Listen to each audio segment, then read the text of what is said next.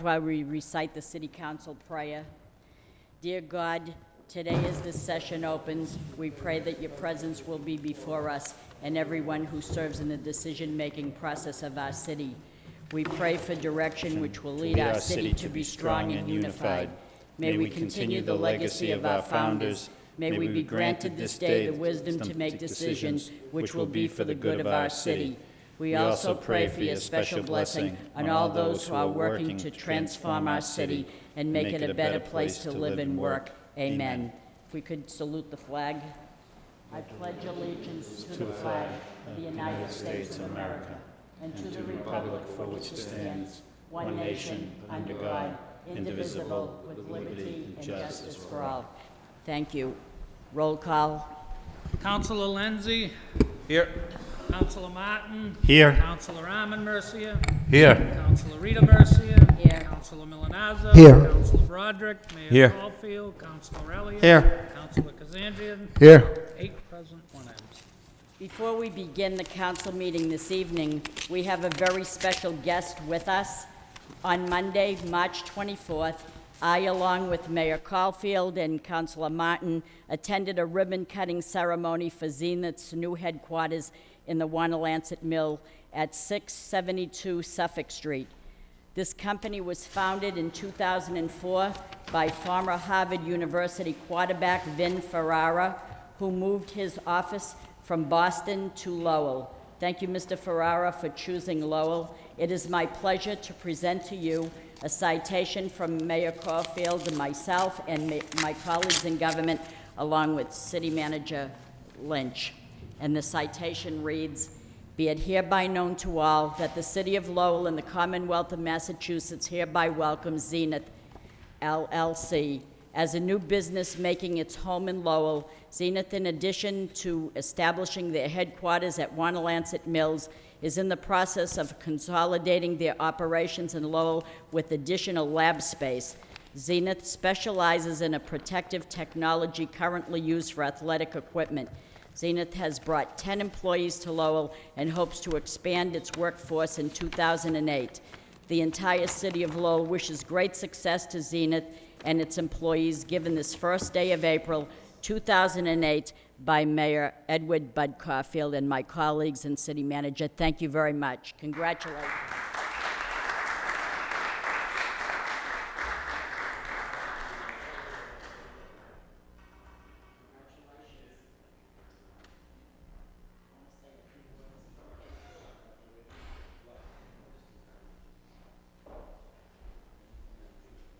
And while you're shaking hands, Mr. Ferrara, I'm surprised you haven't brought the city manager a helmet, because he surely needs it on Tuesday.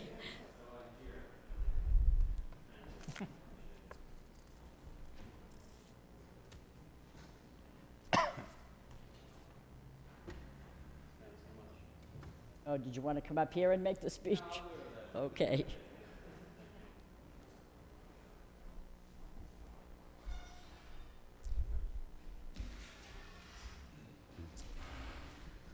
So thanks, Rita, for the citation, and thanks to the mayor. Really, the main reason that we chose Lowell, or I chose Lowell, was not particularly for the real estate options and things like that. It was really a decision about people. And I've tried from the very beginning to surround myself with good people, and I could tell at the event on Monday that we were really going to have the support of everyone in and around the city. And if you want to make a successful business, you need the support of as many people as you possibly can. And you never know when that support is going to come or when it's going to matter, or what situations might arise where you might need to call upon someone. And at a certain point, hopefully, we'll get to the size and scale where we can start to give back to the city as well. Today was great. It was nice weather outside, so I got to take a walk, downtown and actually grab some coffee and eat in one of the local restaurants. So I'm encouraging everyone on our staff to go ahead and do that. So you'll definitely be seeing the Zenith team, and it's Zenith with an X. So if you look for the X logo on our clothing, you'll be able to recognize us. So Thanks again. I really appreciate the citation and look forward to establishing a great business in Lowell. Thank you. Thanks. Thank you very much.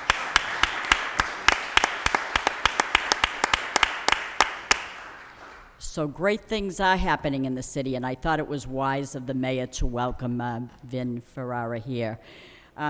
Also, before we get into the agenda, I'd just like to say happy birthday, Lowell. Lowell today is 172 years old, so I think that's quite remarkable.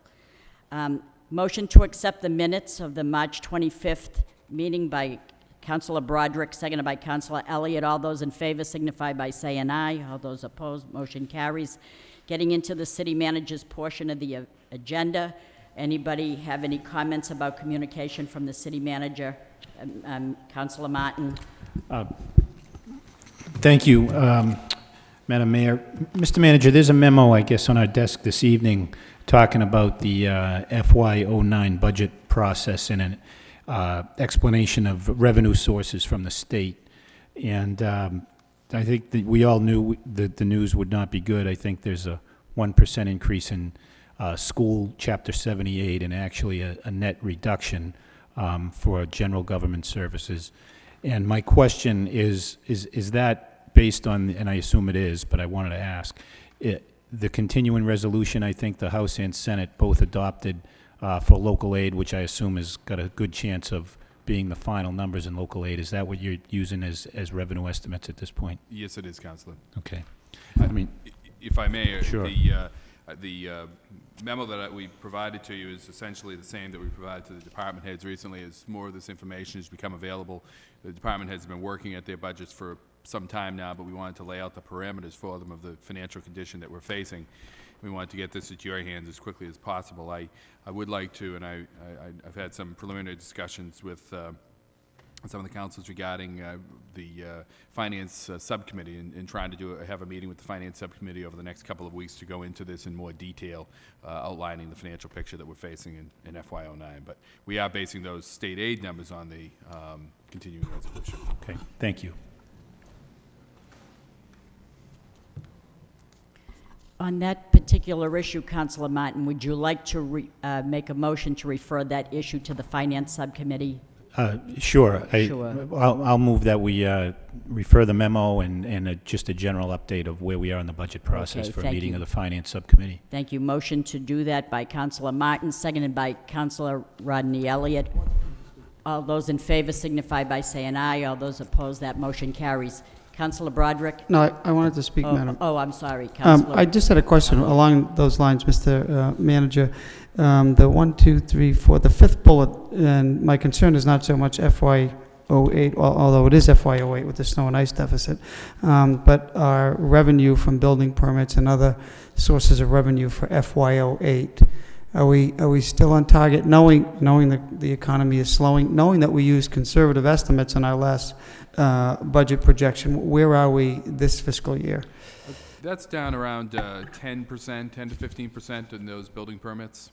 So, and so we're not, the new growth, we know what that is for last year because that was certified in time for the FY08 budget. But looking out to fiscal year 09, we have to project based upon the building permits we see this year, Right. we have to assume that the new growth is not going to be as high as it has been the last few years. But financially from FY08, while it's down 10%, are there other estimated receipts? Are they all slightly down? Excise, licenses, permits? I know I'm getting you off guard, but considering this memo, I'm just Sure, concerned. Mr. Moses keeps pretty good track on that, and while we don't have the exact numbers in front of us, he should be able to. And I'll provide schedule a us. finance subcommittee next week sometime, as soon as we can, to discuss 08 as well as 09. We'll shortly be presenting the council with a third quarter update, Okay. both revenues and expenditures. But motor vehicle excise is one real bright spot. We're exceeding our budgetary estimates for 08 so far. However, the Department of Revenue has issued a warning going forward into 09 not to expect increases. Building permits, again, are down around 10, maybe 15%. But we've got a critical period right now a lot of the building permits are issued in March, April, and May for the upcoming building season. So we'll have to see how the next several months play out. And can I just ask one more question? The general fund lost 1.1 million subsidy from wastewater. Is that revenue that we used to count in the general fund, that because it's an enterprise fund, it now specifically goes? We're not eligible to. I think it was debt and interest that we used to tap the general fund for, correct? Excuse me. For 3 years, the Department of Revenue allowed us to transfer some money out of the enterprise for money that had been paid out of the Right. according to the records, paid out of the general fund to support the enterprise in a number of years back. So they allowed us, an argument was made, and they allowed us to do that, but they cut that off after 3 years. Right. And fiscal year '08 was the last year that we were able to do that. Well, for years and years, the wastewater ran a deficit. So, and unfortunately, that would come off the taxpayers, and now that has changed. Okay, thank you. Appreciate the update, Mr. Manager. Thank you. Any more discussion on the budget issue? Councilor Broderick? Different issue. Sure. Okay, Fine. thank you. There was a memo through you, Madam Vice Chair, to the manager or to the solicitor. There's a memo on our desk tonight regarding the lawsuit filed by Mr. Luchulis for the eminent domain takings. It looks like on its face to be very good news. I don't know if we could maybe just get a layman's version of what this is. It looks like the case was dismissed from federal court. It is. Does that mean, maybe I can make it a little quicker for you. Is this primarily saying there's not going to be any injunction? They're not going to basically stop us from selling the land, and it's a damages only, and because there was some concern, I know we got a demand for like $18 million because of a taking of a power license or something like that. Is this what is being disposed of by the court, and then now we're waiting for state court? It is very good news, Counselor, in terms of, I think the case made by the city through the law department was very strong that threw this case out. Now it's my understanding is they do have the right of appeal, but otherwise it just, it prevents them from stopping this project in any way. But I'll refer this matter to the solicitor for that layman's explanation that you've just requested. You're right, Counselor. When they brought the lawsuit, they did, in fact, bring a request for equitable relief to enjoin or stop the stop the city from proceeding, and also to turn the land back over to Mr. Luchulis. It's been denied without prejudice. The court is waiting to see what FERC is going to end up doing. But for the time being, the entire lawsuit has been dismissed from federal court. Court does go on to say that even though it doesn't have to decide the issue, it does opine that it tended to agree with the city at this point, that in the court's opinion at this stage, it doesn't even appear to raise a private right of action, which is the whole mechanism by which Luchulis was filing this in federal court. But it's certainly not by any means the end of the proceedings, but it's certainly a good first step in heading in the right direction. Hopefully it continues. Great, thank you. Good job once again, and it seems that hopefully it will set the tone of the way it goes. Thank you. Thank you. Councilor Martin? Thank you. Any timetable on when the FERC proceeding might be resolved? Sure. As far as the filings with FERC, the news coming out of FERC also has been very favorable towards the city's position. FERC seems to agree with the city's assessment that this license had long since been abandoned. The property, as all of you know, has been in a deplorable state and condition, and as a result, the parties have been unable to use what they refer to as this power generating plant. FERC is really closing in on final action, and whatever that action is, obviously we don't know yet, but the timetable seems to be narrowing, and it could be anything in the neighborhood of 30 days. But they're certainly nearing the end of their proceedings, and all the rulings that have come out of FERC thus far have been favorable towards the city's position. Okay. Thank you. Just so clear, FERC is the Federal Energy Regulatory Commission. This mill at one time had a hydroelectric plant operating in it, and the party asserted that because of that plant, we couldn't take the property. However, the plant had been abandoned, I think, is the city's position. So we're just waiting for the agency that regulates the plant to agree with that, right? Thanks for the layman's Okay. Yes, explanation. thanks for that explanation. Councilor Mercia? Thank you, Madam Vice Chair. That is good news as it relates to this being a power plant and eliminating an awful lot of problems for the city. However, the state still is going to be weighing in on whether or not what we offered to them by eminent domain is questionable. I mean, that is still going to go forward, am I right?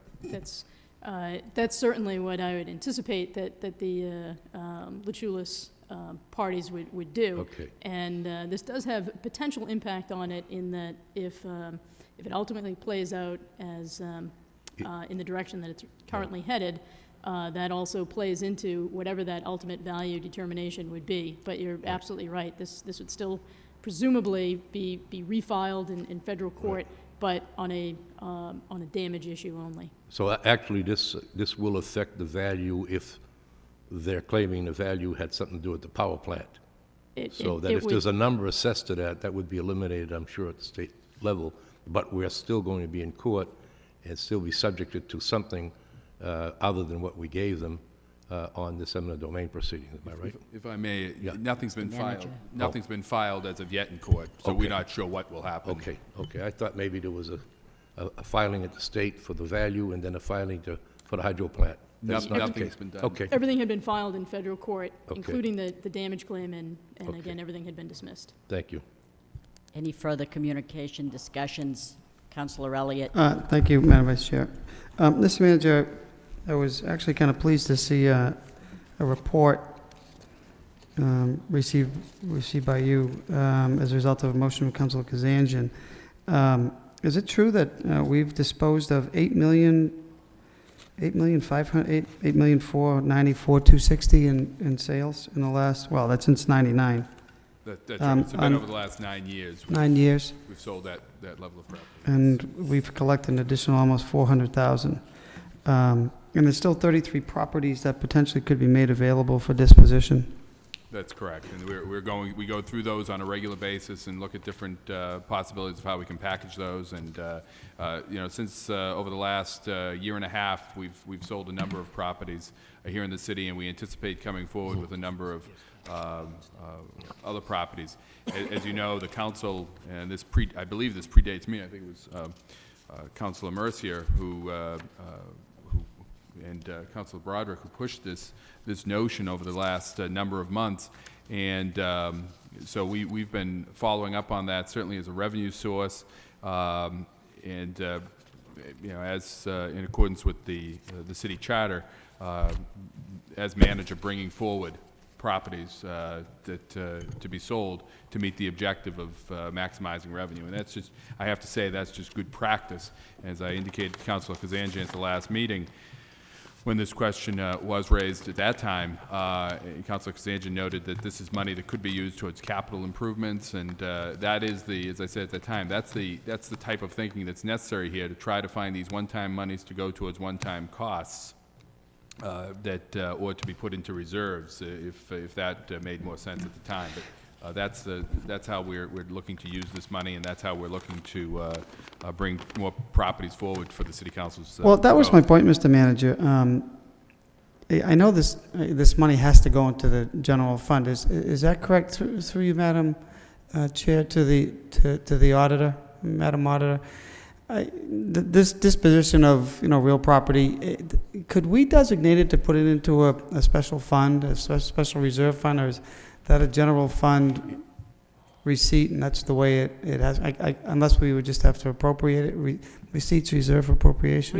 Receipts reserved for appropriation. Well, So we could do that, it just seems, Yes, it's a one-time thing, we get rid of. That is the way it is done, Councilor. Oh, it is, that's okay. exactly the way it's But done. we don't have, it's not designated for, as you said, for capital project. We sell X amount of dollars and let's put it towards one capital It goes project. into a revenue account for the sale of land, at which time any use of that land, any use of that money has to come back to the city council Right, but on it- a proposal to utilize that. When you put the budget together, it's just considered a revenue source, right? No, it's No. a special revenue source. It's not counted in the general operating And we can budget. designate that for what, a specific purpose. It sits there until there's a purpose for which we bring forward that money. If you recall, we sold property this year and then we transferred the money from that sale, that it was in that account, then it was taken out of that account and put into a special account for demolition purposes. Right. So that's how we brought that forward at that time. So do we know where the other 8.5 million went in the last 9 years? I don't have an answer for that. I mean, I can't remember every transaction that comes through, but I mean, I was sort of startled when I saw this number. I mean, can we find out, I mean, I can do some research. if it's got to be appropriated through receipts It's- reserve, then, If I could, that's the way it's supposed to be handled. It's Okay. supposed to be put into that account. I'm not sure if this is a point of confusion in a number of communities, but that's the way it's supposed to work. Sometimes it does find its way into the general fund, and that's problematic. okay, I agree. I think it is problematic, and I'm glad the issue was raised. I'm glad we're getting accounting of it. I just had one other question. 46 properties that are being held for urban renewal projects. Do we have any idea what those are? What those are those in the JAM plan, the acre plan that are being reserved? Those are then? the only two urban renewal areas that we have, yes. So Okay. that would include, for instance, the Hamilton Canal District Right. properties are now owned by the city, but they're part of the urban renewal That's what I process. thought. Okay, great. Thank you, Mr. Manager. Thank you, Councilor Milonazo. Thank you, Madam Vice Chair. Regarding this report, and I certainly appreciate the manager putting this together for us, the banker and tradesmen on a weekly basis, they actually publicize communities that are actually selling off city-owned property. And just as an example, this week, Springfield is selling 27 city-owned parcels at an auction, a one-day auction. So again, it appears that communities now are resorting to that way of disposing of city-owned properties. In fact, Taunton, I believe, had a half a dozen or so that they're actually going to have an auction on this week. So I guess I would encourage you to look at that as a way to, to dispose of some of these properties. If in fact, and as the report indicates, we have over 40 city-owned parcels, it could be that we would want to have an auction, a one-day auction at the Songus Arena or at the auditorium to actually try to raise monies in light of what we heard tonight in the FY09 budget. We will certainly do that, look into that. Thank you. Thank you, Councilor Kazanjian. Thank you, Madam Mayor. I would actually like to refer this to a subcommittee, maybe the economic subcommittee, and we can really hash this out, because I have a lot of questions, and maybe if someone's here from the planning department, we can really get to find out what the bottom and I just on some of the properties, just for instance, on Bauer Street, J.C. Place is using the parking lot. Are they leasing the parking lot, or are we letting them use it? So I have a few questions on this over here, so maybe someone can answer that. And, some of the property that we've bought and it's been sitting there for a year and a half to 2 years, and what's happening with it. So there's some issues, and if we can refer it to a subcommittee, I'd rather do that, Motion to refer this issue to an Economic Development Subcommittee by Councilor Kazanjian, seconded by Councilor Milonazo. All those in favor signify by saying aye. All those opposed, motion carries. Any further Councilor Broderick? Thank you. This particular issue is intriguing to me. I know I filed a motion a while back, and so did Councilor Rita Mercia. Could the council get an opinion as to what the council's role is on this particular issue? I can't figure out personally if we are entitled to, by the charter, by law, to go through and make suggestions on individual properties, or if we are supposed to set the policy that you are supposed to respond to, that we approve or don't approve. This is kind of a difficult, I'm having a difficult time with the boundary on this, so I don't know if anybody else has a question on it, but there's a number of questions, and good questions in terms of use and things we could that we can find out what's if there's leases on properties, vacant land, parking lots, and so on. But there's probably some properties here that some of us individually wouldn't mind seeing the city let go of. But I guess speaking for myself, it could through you, Mr. Manager, to the solicitor, if we could get an opinion as to how far can we go, as far as how far can we go in the charter in terms of getting into individual properties and disposition. Mr. Manager? Councilor, I'll be happy to ask the solicitor to do some work on that and get an opinion back to you, and then simultaneous to any meeting with the Economic Development Subcommittee. Thank you. Any further discussion? Motion to accept the communication and place it on file by Councilor Kazanjian, seconded by Councilor Lenzi. All those in favor signify by saying aye. All those opposed, motion carries. Getting into the next communication from the city manager requesting approval of out-of-state travel. And in our packet, we had one which was from LZ, non-executive director of Cool, to go to Philadelphia to join a delegation from the National Park Service. And this would be paid entirely from the Preserve America Federal Grant Fund. No city funds will be used for this travel. Having said that, I'd like to suspend the rules and bring in one more out-of-state travel. Motion to suspend the rules by Councilor Milonazo, seconded by Councilor Mercia. All those in favor signify by saying aye. All those opposed, motion carries. This is from the Office of the City Manager, and he's requesting that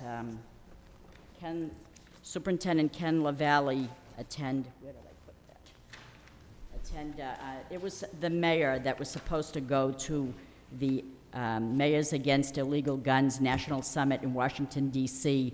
The mayor, as you know, cannot attend, and they wouldn't stand for me to be around any guns, so I guess that's out for me. I've already did my quota already, but he thought it was wise to ask Superintendent Ken LaValle to go. The funds for this travel will come from the Law Enforcement Trust Fund. We have two out-of-state travels. Motion to approve. Motion to approve by Councilor Elliott, seconded by Councilor Milonazo. Roll call. Councilor Lenzi? Yes. Councilor Martin? Yes. Councilor Arman Mercia? Yes. Councilor Rita Mercia? Yes. Councilor Milonazo? Yes. Councilor Broderick? Yes. Mayor Caulfield? Councilor Elliott? Yes. Councilor Kazanjian? Yes. 8 yeas, 1 absent. Thank you. We have a vote authorizing the city manager to enter into a license agreement with El Mahdi Hachani, doing business as Sammy's Pizzeria and Grill, to encroach upon the city of Lowell property at 127 Merrimack Street and Lowell. Motion to waive the full reading by Councilor Broderick, seconded by Councilor Kazanjian. All those in favor signify by saying aye. All those opposed, motion carries. Second reading by title, if no objection. It's a vote authorizing the city manager to enter into a lease agreement with El Mahdi Hachani, doing business as Sammy's Pizzeria and Grill, to encroach upon the city of Lowell property at 127 Merrimack Street, Lowell, Mass. Roll call. Councilor Lenzi? Yes. Councilor Martin? Yes. Councilor Arman Mercia? Yes. Councilor Rita Mercia? Yes. Councilor Milonazo? Yes. Councilor Broderick? Yes. Mayor Caulfield? Councilor Elliott? Yes. Councilor Kazanjian? Yes. 8 yeas, 1 absent. We have an ordinance amend the zoning to extend TMU zone at 1141 Bridge Street. This is an ordinance amending the Code of Ordinance, City of Lowell, Massachusetts, with respect to Appendix A, therefore entitled Lowell Zoning Ordinance. Motion to waive the full reading by Councilor Elliott, seconded by Councilor Martin. This gets referred to a planning board. Motion to refer this ordinance to a planning board by Councilor Broderick, seconded by Councilor Elliott. All those in favor signify by saying aye. All those opposed, motion carries. Getting into the subcommittee reports, any subcommittee reports? Councilor Milonazo?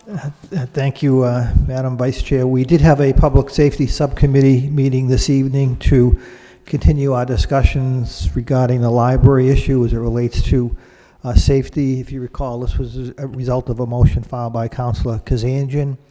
We did have a number of employees as well as trustees and friends of the library speak this evening. I think the bottom line, at least for me as chairman, and I would invite my other members of the subcommittee, Councilor Kazanjian and Councilor Elliott, to speak as well, is that it's good that we're communicating. It's good that we're discussing this issue from the standpoint of airing some of the safety concerns that have come to light. We did receive information from the city manager over the last few days that we have hired a security guard at the library, working, I believe, from 4 to 9 on a daily basis, which will certainly deal with some of the issues that have been brought to light. Again, they're going to be tweaking, if you will, his responsibilities as it relates to the removal of people in the library that are causing a problem We're also talking about putting in place a better communication system. We're looking at providing employees with walkie-talkies as they go through the staff, as they go through the stacks, excuse me. Again, from the standpoint of making sure that the library is safe. I think overall people feel that it is safe, but we need to continue to keep an eye on what's going on at the library. A number of incidences that took place over a long period of time have been shared with not only the members of the subcommittee but the city council as a whole. Again, some of these incidences took place many, many years ago, but again, they're still of concern to a number of the staff people there. So again, they brought them to light. We, through both the librarian as well as the city manager's office now, are again looking at putting in place improvements to deal with those issues. The youth behavioral specialist position that was in place for a while is now vacant. I believe it's the city manager's intent to fill that position.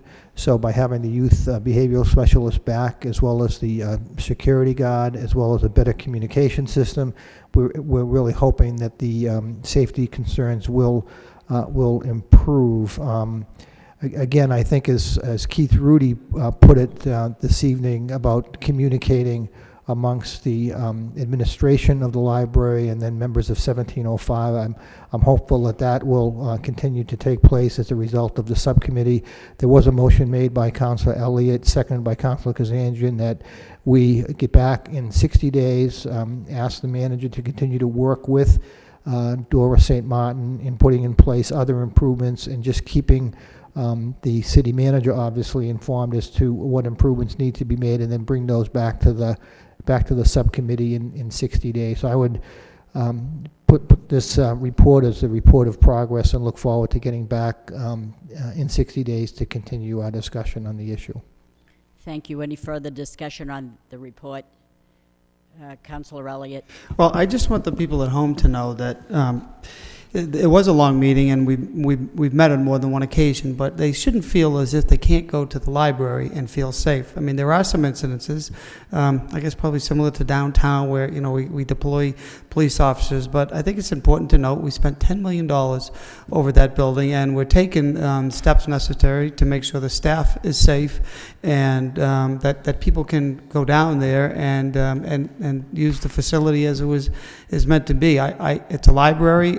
It's not meant to be a park or anything of that nature. And I think the staff and Dora St. Martin, they're faced with some challenges, I think, with today's youth. And it's not just youth, as we've been told in the subcommittee. But we're going to stay on top of this, and people should know there's a beautiful library just recently renovated, and I think we're going to send a message to the kids that are, again, I keep saying kids, and it's not just kids, but those people who are not using it appropriately, that we're not going to tolerate it. So we'll look forward to to maybe meeting in 60 days and finding the progress that we have made.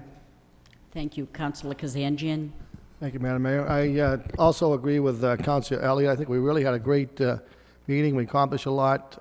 Again, I don't think the library is totally unsafe. There's some incidents there that occurred that some of the staff weren't happy with, but overall, I think it's good. We want people to go to the library and enjoy the library. We do have a security officer in place, and I think with this security officer able to remove the individuals that are causing some problems or havoc, whatever's down there, I think we'll be in good shape. And I don't think it's going to take that long. It's in place already. Some of the staff are already happy what's happening, so I think we're on the right track, and I do encourage people to use the library, and I think they'll be more than happy with it. And again, I think the library is overall a safe place. The youth behavior specialist, I don't really think we need that. I don't think we have to really spend the money for that if we get the security guard, and the security guard's doing the work and removing the individuals that are not theirs, are causing the problems. And I think once they get the message and find out that, yeah, we're not going to tolerate what's going on there, they're not going to show up in the library. So, I don't think we should have to spend the money for the youth behavior. I think it's one or the other, and I think the security guard's the better way to go right now. So thank you. Thank you, Councilor Milonazo. Thank you. I just want to, I was remiss, I should have thanked everyone that did come down this evening to speak on behalf of making the library a better facility. So I just want to acknowledge the fact that we did have a number of speakers, and I just want to thank them for being here. Thank you. Councilor Broderick? Thank you. I think it was a great subcommittee meeting, and the subcommittee did a great job and got into a lot of the detail and things that are going on. I was wondering if I could just add, we're going to have a report in 60 days, if it's possible, through the manager, to either have Superintendent LaValle or somebody reach out to some of the surrounding towns and find out what kind of issues are they having at the libraries. It may help put it in perspective a little bit in terms of, is this uncommon? Is this, are we, basically at the same level as everybody else, or is there a real problem in ours for a different reason? But is this being kicked around? It's not a bad place. It's safe, but there are some concerns. It may help us put it in perspective. That's all. But I thought it was a great job in the subcommittee. Mr. Manager? If I could follow up on that, Council, we can do some research on that to get some information on other libraries of similar size and similar type, as well as some of our suburban counterparts. Thank you. Councilor Martin? Thank you. I don't have much to say about the subcommittee meeting. I was here but missed the beginning. But I do want to put in a plug for the library. We spent some $10 million renovating that facility, and it is really an attractive and magnificent facility. The reading room upstairs really is, I don't think, rivaled by any other library in the state. And the Pollard Memorial Library Foundation has had a fundraising event in the library now, I think, for the second year. Last year, they had an author by the name of William Martin, and I didn't think they could improve on that, but they have. And 1 month from tonight, there is an author by the name of Nathaniel Philbrick. He's written books such as The Mayflower and In the Heart of the Sea, Revenge of the Whale. He's going to be at the Pollard Library Thursday, May 1st, 6 p.m. Donations of $35. I went to the event last year. It really was a great event, and so I'm sure anybody who is willing to see Mr. Philbrick, he is a very accomplished author, and this is the type of thing that we're able to do in the renovated library. And so my congratulations to the folks at the foundation who are putting this on for another fine selection and getting such high-profile authors to come and speak here in Lowell. It really, I think, speaks well to the care and custody which they hold the role as librarian trustees and foundation members. So we're lucky to have them, and they're going to have a terrific event again this year. So just want to put in a plug for that, May 1st at 6 p.m. And Dora St. Martin is thrilled that you promoted that. She's thrilled beyond words. And if I could make a suggestion in the future, if we could have an author by the name of Patricia Polacco, oh my goodness, I'd be out of my mind because she is unbelievable. Thank you. Any further discussion on that? Councilor Lenzi? I just want to say I'm glad Councilor Martin brought that up. There's a lot of great things going on at the library, and sometimes we tend to get a little distracted with some incidents and things, but there's far more kids being educated and doing great things over there than the problems that we discussed at the subcommittee meeting. Just going back to the behavioral person as opposed to the security guard, did we put that on hold for 60 days? No. Are we not looking into creating or replacing that position right now? We're going to go with a security guard for... We have the security guard in place, and that's being utilizing grant funds that we have for that. And the behavioral specialist is, we've already begun the process of replacing that individual. Okay, as councilors, I think as you pointed out in your comments during the subcommittee meeting, which I thought were excellent. I mean, it takes more than just a security guard. Not to get into this topic at great length tonight, but it takes more than just a security guard who's there to really deal with the problem cases that go beyond just youthful behavior. What we're trying to do with the youth behavioral specialist is similar to, as you described, a disciplinarian that can work with them to make them understand the types of behavior that's acceptable and still simultaneously get them into the library. We don't want the the young people in particular to feel that the library is a place that you have to be afraid to go to, and that it's not a welcoming place. It's not, but at the same time, there's certain behaviors, certain expectations that we have that if you're going to use the library, you're going to respond appropriately. And so that's the direction we're heading with that. So there was a person in that position, and we're not replacing that position? No, there was a person, and we are replacing that position. Okay. So there will be a person in that capacity? Yeah, it's only a part-time position, but it's, right. Okay, thank you. Thank you. Councilor Kazanjian? Okay, thank you, Madam Mayor. The reason why I suggested it, we've been using this individual for a year and a half, and nothing's been solved. I mean, we've had the problems in the library for a year and a half that this youth behavioral specialist has been there. Is this going to be paid by city funds or grant money? How's this going to be paid, Mr. Manager, this behavior specialist? It's grant money specifically It's grant for this. money? And if I could, Councilor, I think that to say that it hasn't worked, I think isn't really a true picture. I think it has been very successful, although there are going to be, again, there are going to be, as Councilor Broderick asked us to research, there are going to be incidents that happen in every library. You know, the incidents that we were talking about tonight, I think we came up with, there were like 27 incidents that have been discussed by the staff people, or some of the staff people. Keep in mind, there were about 4 or 5 staff people that submitted information that said that they felt there were concerns of safety at the library. There were another 6 staff people that said just the opposite. And the incidents that they listed, the people that felt that there were concerns, date back at least, some of them go back to 2001, 2002. And there's 27 out of 1 million visits to the library during that period of time. So I think that, and what we saw this year with the behavioral specialist on was in fact that, you know, there was a drop-off. Albeit there's going to be those incidents that happen, but I think it was successful. It has been successful in other libraries beyond Lowell, and we have grant money that will pay for this for us, and so we would utilize that as well as, so it's both a carrot and a stick approach to this problem. Working with the youth, but at the same time having a security guard there, utilizing grant monies to take care of those situations that are both young and adult that are causing problems at the library. Okay, thank you, but you have to remember where this started from, the phone call that I got from a certain individual that I know, a retired individual, want to do some volunteer work, so it's not the employees that this came from. This No. came from an individual that called me, and I've been getting other phone calls since things started. So there is a problem there.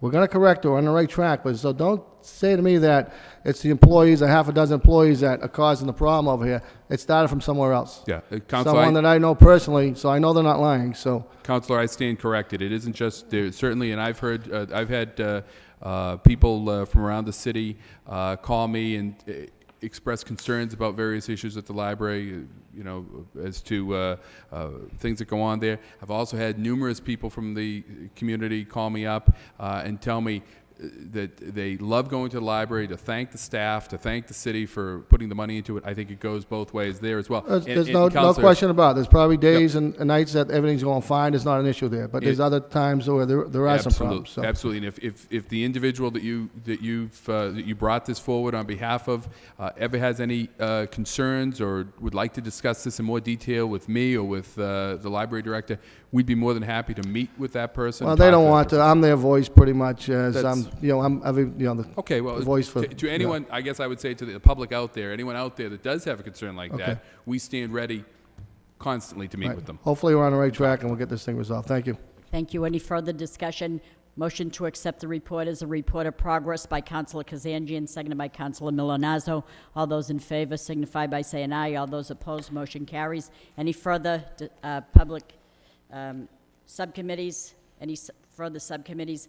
There was a subcommittee, a personnel subcommittee. There was a notice, but there were nobody here from LTC. It was regarding the residency ordinance, and the motion was to refer back to this in recess until the full council is available. Councilor Broderick? Thank you. We did convene Wednesday evening. LTC was not here, so we continued it also in an effort to make the meeting available, hopefully, for Mayor Caulfield after he makes a speedy, what will hopefully be a speedy recovery, and have the full council be able to participate when we bring it back. Yes, thank you for So it saying hasn't that. been set yet, but I thought we would wait and see how the mayor is doing and maybe schedule it for sometime at the end of this month. And we certainly all do wish the mayor well. I heard from him this morning, and I said, gee, maybe he canceled it, but he didn't, and we do wish him well. I think a number of us went to the shrine today to light candles for him, so I think he's in good hands. No further subcommittee meetings. There's a petition of 5 claims for property damage referred to the Law Department by Councilor Martin, seconded by Councilor Mercia.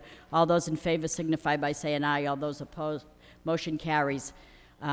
There are no motions this evening, so we are not pressed for time. But if there's no objection, I'd like to suspend the rules to bring in a motion that was expressed to me over this weekend concerning Betty Davis and a stamp. And if you want me to sit down, I'll be happy to sit down, or do you want me to say it from here? Motion to suspend the rules by Councilor Milonazo, seconded by Councilor Mercia. All those in favor signify by saying aye. All those opposed, motion carries. As you may know, there will be much celebrating concerning the 100th year birthday of Betty Davis, and rightfully so. We know that tomorrow there'll be a tribute at the downtown Lowell in talking about the National Historic Park, commemorating her birthday at the Visitors Park Center at 246 Market Street. However, there are many philatelists. You're familiar with the word philatelist? It's not a bad word, but it just means people that collect stamps. And they feel rather slighted, and again, rightfully so. The post office thought that they would commemorate the occasion by offering a first day issue stamp in Los Angeles. And that's okay, because Betty Davis probably did at one point live in Los Angeles, but they withdrew that idea, and they moved the venue to the state where the actress came from, namely Massachusetts. So they will be providing a first day of issue stamp in Boston on September 10th. On that date, they will be unveiling that first day of issue stamp. Well, that to me is a slight against the city of Lowell, where the real first day of issue stamp should be issued right here. They can hold it in Boston. Subsequently, they can still hold it here in Lowell and satisfy the people who have a loyal interest in the art of collecting stamps, and that is an art of collecting stamps. I'm just taken aback by the fact that here's an opportunity here, and yet they're going to unveil a first day of issue stamp in Boston. To me, that's unacceptable. To the people that philatelists, they're upset about it as well. Now, on November 5th, 1940, the post office offered a first day of issue stamp commemorating artists. And on that day, they honored James McNeill Whistler and issued the first day of issue stamp right here in the city of Lowell. And so, too, should they do this again to honor our own famous Lowellian actress, Betty Davis. I spoke to Postmaster Peter Golden this morning, and I've spoken to Congresswoman Nikki Songis's office in regards to this, and everybody is on board with this. I know that there's a lot of preparation that takes place, and we're talking about September, and Peter Golden said, I'm on board with this. If you can make that happen, I'll do everything I can. I'd like to offer this motion, the council's support, to ask our Congresswoman to find ways and means of making a first day of issue stamp commemorating the 100th birthday of Betty Davis to be hosted in Lowell, the only true place where it should be. And I don't know if it would take a resolution to present it to Congresswoman Nikki Songis so that she can bring it to the Postmaster General in Washington, or somebody has to change their mind and let it happen in Lowell. So Madam Mayor, what is it scheduled to be? September 10th. In Boston? Yes. Okay. And I want to get to the quick first to say, can you changed it from Los Angeles to Boston. Can you do it again and make it Lowell? There's a very good opportunity here, and I don't want to pass this up. Many people are, taken aback by that. And So would it require us a formal letter to communicate with Congressman Songas to make that request? If we could say that we're supporting the fact that Congresswoman Nikki Songas could approach the Postmaster General and ask and plead our case. And this is a challenge for all of us, and I'm sure that we're not going to sit back and just take it. We're going to fight to get it in Lowell, which rightfully so it should be here.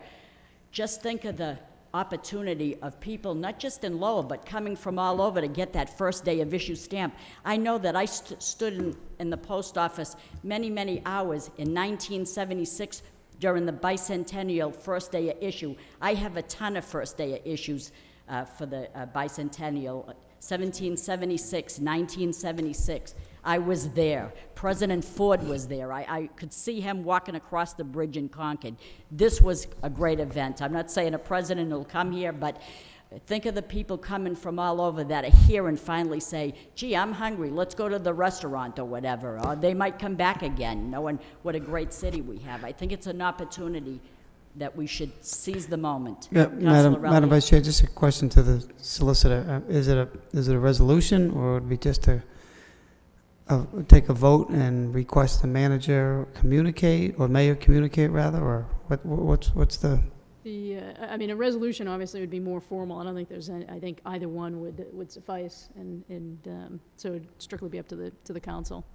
You could either do a vote and ask the manager to take action, or a formal resolution of the council, which again would Yes. be a more formal. So moved. All right, well, make that in the form of a motion for discussion. Motion by Councilor Elliott to have this council form a resolution, seconded by Councilor Kazanjian. We'll do a roll call. Roll call, Mr. Clerk? Councilor Lenzi, Yes. Councilor Martin, Yes. Councilor Arman Mercer, Yes. Councilor Rita Mercer, Yes. Councilor Malinazo, Yes. Councilor Broderick, Yes. Mayor Caulfield, Councilor Elliott. Yes. Councilor Kazanjian. Yes. 8 yeas, 1 absent. Thank you very much. Any further discussion? Madam Thank you. This Vice- is a challenge. I know we can do it. Madam Vice Chairman, do you Yes. have any idea who was responsible for getting it to Boston? I don't have any idea, but I hope it wasn't Bonnie Frank. I don't know, but I think it should be Lowell, don't you? Yeah, She was absolutely. born here, not in Boston. Absolutely. Okay, any further discussion, any issues at all? Motion to adjourn? Second. Okay, motion to adjourn by Councilor Mercia, seconded by Councilor Broderick. Thank you very much, and Godspeed to our mayor.